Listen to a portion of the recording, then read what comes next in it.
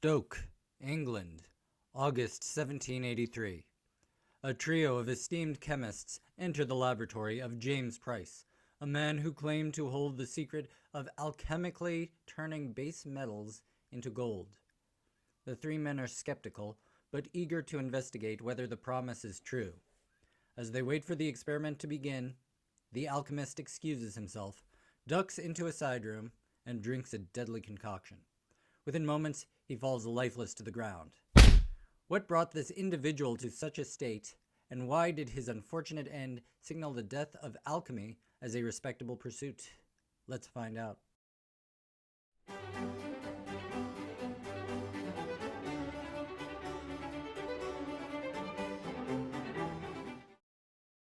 Up until a few hundred years ago, alchemy and chemistry were intertwined as one field of study. The belief that base metals such as lead could be transformed into gold was widespread throughout the Old World. This was not merely for financial gain, as gold's ability to be mixed and melted while retaining its properties was considered the ultimate goal of life and possessed great spiritual significance. Many major advances in understanding of chemical processes were developed as a result of the alchemists' search for perfection. However, the Enlightenment and scientific revolution that occurred in the 17th and 18th centuries disentangled the two fields. Alchemy, with its secrecy, symbolism, and seeming obsession with gold, was losing ground as a respectable line of inquiry for scientists. By the time James Price, the main character of this story, was born, the concept that metals could be transformed was considered highly unlikely, though some still held out hope. The future alchemist was born James Higginbotham. Wisely, he changed his last name to Price after receiving a large inheritance. While records of his time at university are scant, we know he was respected as a chemist and gained Master of Arts and Doctor of Medicine degrees by the age of 26. 3 years later, he was elected a member of the Royal Society, the most prestigious scientific body at the time. It was also around this time that James Price started his inquiries into transformation of base metals into gold. Had he been born a century earlier, his alchemical interests would have been perfectly normal. Many esteemed scientists such as Isaac Newton had also been seeking the secrets revealed through such knowledge. But times had changed. In 1661, Robert Boyle had published a book called The Skeptical Chemist, where he critiqued alchemy as a practice. In the text, he questions the speculative, non-experimental methods that alchemists relied upon and called for a more scientific, evidence-based approach to understanding the natural world. By the mid-1700s, discreditation of multiple alchemy frauds had put this once respectable pursuit on the ropes. That, along with the increasing prevalence of scientific chemistry, caused the learned scientists of the Royal Society to be highly doubtful that gold could be truly obtained by transmutation. At the time, those who claimed to practice alchemy were considered disingenuous charlatans. However, James Price made the assertion that he had developed a powder that could transform around 50 times its weight of mercury into gold, and another powder that could do the same for silver.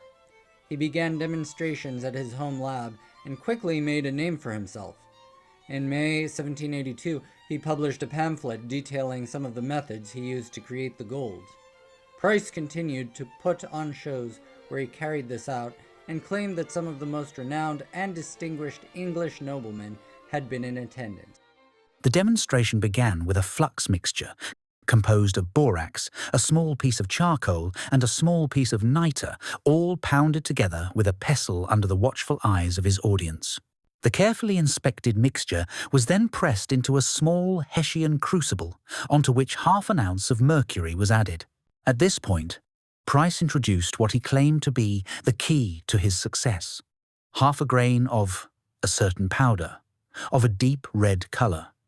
It was these mysterious powders, Price insisted, that made his remarkable results possible. The crucible was placed in the fire of a moderate red heat. with Price keeping a close eye on developments and urging others too to watch every stage of the process. The fire was then raised further, and more borax was added. When the crucible was finally removed and broken open, a globule of yellow metal was discovered at the bottom, with smaller globules scattered throughout the residue. The metal was carefully collected and weighed, amounting to 10 grams. The yellow material would be assessed by an independent smith and verified as true gold. Price would go on to do multiple demonstrations, claiming that highly esteemed individuals and chemists had seen his work and found no fault or fraud. He won awards and recognition for this supposed miraculous act. Oxford, for instance, granted him an honorary degree, and some of the gold he supposedly produced was even presented to King George III. However, members of the Royal Society pointed out that the witnesses, though they were very rich and had high social standing, actually had little training in the chemical sciences and were therefore not qualified to verify the experiment. Skepticism abounded amongst Price's peers, as exhibited in a letter by scientist Charles Blagden. Mr. Price had begun to exhibit his alchemical operations. My colleague fancied that Price meant nothing more than to make the country people stare, but since the matter is become too serious, either his reputation as a chemist must be raised to the highest pitch, or he must be contented to occupy a seat in the noted paradise of the lunar regions. During the medieval and Renaissance periods, the golden age of alchemy, see what I did there? Secrecy was accepted and expected amongst those who practiced the art. But the scientific landscape had shifted, and in the rationalist world of the late 1700s, such behavior was not only strange, but shameful. A short time after penning his first letter, Blagden again wrote, "Was ever any country more completely disgraced than ours has been? Granting that Price has made the discovery held out in his book, should it not have been said to him that the man who, having hit upon an improvement in science, keeps it from the world deserves, rather to be excluded from the Royal Society of Learned Men than to be adorned with honours? Why were casual people called in as witnesses when the author was acquainted with the most eminent chemists?" The gulf between Price's popularity as a brilliant alchemical magician and his deteriorating reputation amongst the scientists at the Royal Society was becoming more problematic as the months passed. Eventually, the Society demanded, in no uncertain terms, that Price must either reveal the secrets of the powders that could allegedly transform mercury into gold or silver, or demonstrate his technique in front of multiple chemists who would subject his methods to rigorous scrutiny. The excuses came thick and fast from Price. He first claimed that he was out of the powder. Then he said that the price of making the powder was much greater than the cost of the gold or silver that would be produced, that creating more of it would be harmful to his health, that the powder to transform mercury into gold may have been his invention, but based on someone else's recipe, and he had promised not to reveal it. How convenient. Still, the organization continued to press him. Many were now calling for his expulsion. It was made clear to Price that his honor, as well as the reputation of his society, depended on his ability to prove his merit and transform mercury into gold when under close scrutiny of those who would be wise to the potential tricks or sleight of hand used by fraudulent alchemists.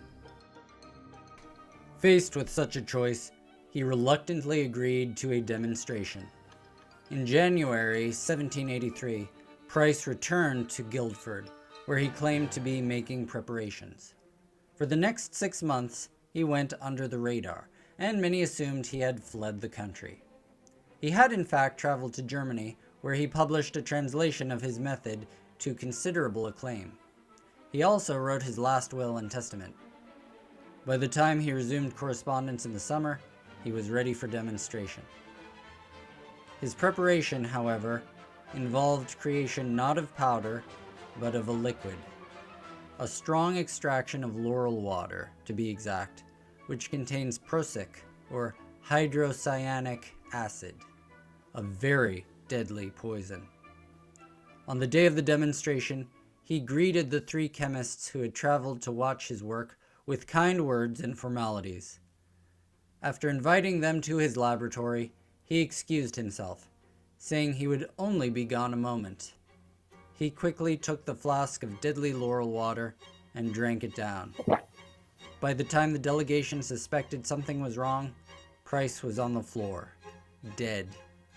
The fallout of his death was a significant, final blow to alchemy as a respected pursuit. The Royal Society never seriously entertained further claims of transformation of base metals into gold. Was James Price truly a charlatan? Did his arrogance prevent him from coming clean? Or possibly, had his exposure to dangerous chemicals caused him to become mentally unstable? Regardless, the death of the last alchemist proved to herald the end of alchemy.